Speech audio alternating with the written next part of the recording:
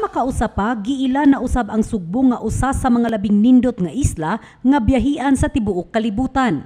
Naapil ang Sugbo sa top 25 nga mga isla nga giila sa usa ka New York-based magazine nga Travel and Leisure ug anaa ang Sugbo sa ika-16 nga ranking ug nakakuha kini og score nga 90.12.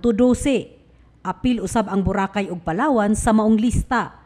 Ang maong ranking mao'y resulta sa survey nga gipahigayon sa Travel and Leisure diin ang mga readers ug subscribers niini mao'y mihatag og score base sa labing nindot nga kasinatian sa pagbiyahe, mga maanindot nga talan-awon nga ilang nasaksihan, natural attractions, beaches, pagkaon, pagka-maabi-abihon sa katawhan ug ang overall value sa usa ka lugar. Dili kini ang unang higayon nga ang lalawigan giila nga usa sa labing nindot nga isla sa tibuok kalibutan. Niadtong tuig 2020, naapil usab ang Sugbo sa top 3 nga labing nindot nga travel destination sa Condé Nast Traveler isip Best Island in Asia. Katrina Kovalik, balita sa Sugbo.